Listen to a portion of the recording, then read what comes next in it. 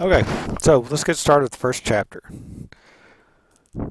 Before we do anything, we need to understand that data is not always data. That data takes different usable forms depending on what it is we want to do with it.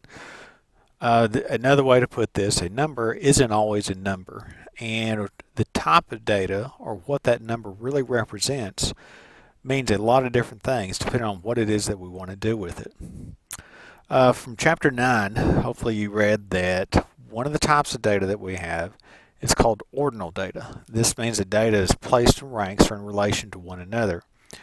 For example, in high schools, people are ranked from the top to the bottom, um, and one is only relative to another. So, for example, you cannot take averages of people in ordinal ranks. Another example of this that we're going to see towards the end of this session is the Likert type data that we often see in surveys. That is ordinal in terms of a 1, 2, 3, 4 scale, or sometimes a 5-point scale, or a 10-point scale. Those numbers aren't really numbers. Another type of data is called raw score data, and that can be one of two types. It's either interval data or ratio data. And simply stated, these are just numbers. And the difference between interval data and ratio data has to do with the value of 0. If it is a true 0, then that means there is nothing there. So, for example, it is possible for us to have $0. That is ratio numbers. If we have $0, that means we actually have no money, obviously. That's not the same thing as 0 that is used on the temperature scale. 0, when it comes to temperature, is 1 degree warmer than -1, but 1 degree colder than +1 degrees. So those aren't the same types of numbers.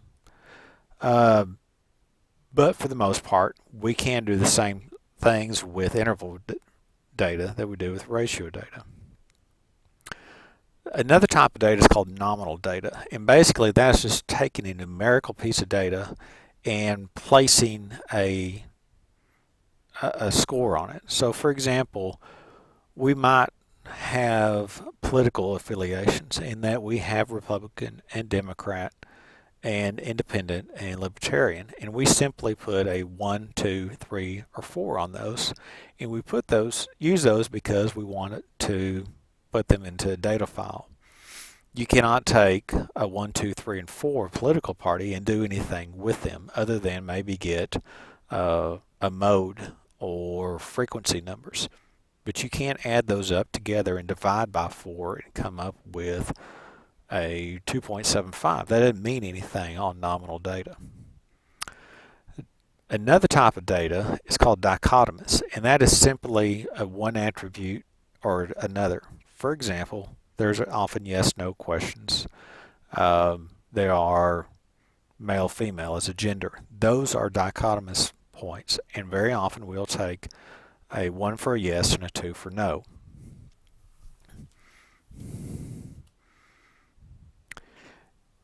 You have a survey that's in your information in Module 1 called a Job Involvement Scale. And this is a simple survey using numbers. And what I want you to do is I want you to fill out this survey doing just the top one at first. So while we're sitting here, I'm going to very quickly just put some numbers on here. And this is not unlike anything that you've ever seen before.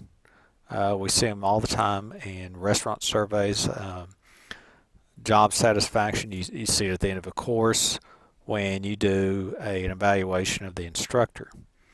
So we put the numbers on here. And remember, this is ordinal kind of data. We put the numbers on here because it's easier to put in numbers than to write out those words.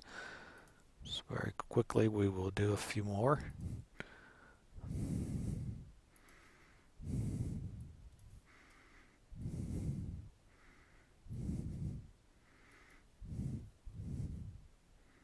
Now, I filled mine out. And as you know, very often when we do this, we have a survey that measures one construct. And then our construct in this example is called job involvement scale. In order to come up for an overall score for that, we want to add all these numbers together and divide by 12. So when I do that, I total these up. I get a total of 27.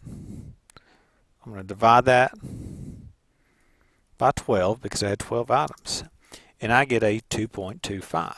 That is my score, my job involvement score.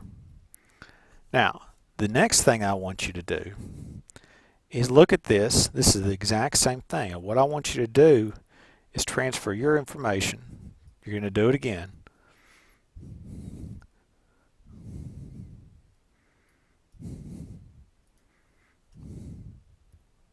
Now, I took this data and I simply transferred it to this.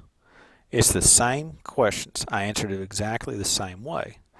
Now, what we want to do, because we're talking about measures of central tendency, is we want to come up with the best description of my job involvement scale.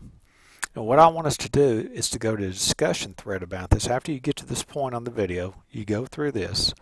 I want you to tell me what number you came up with here versus what did you come up with here. And you can do anything you want to with this, but you have to give me an overall description of what best describes your job involvement scale using this scale. The one thing that you cannot do is take this and change it into numbers, because these numbers represent this scale. They represent these words.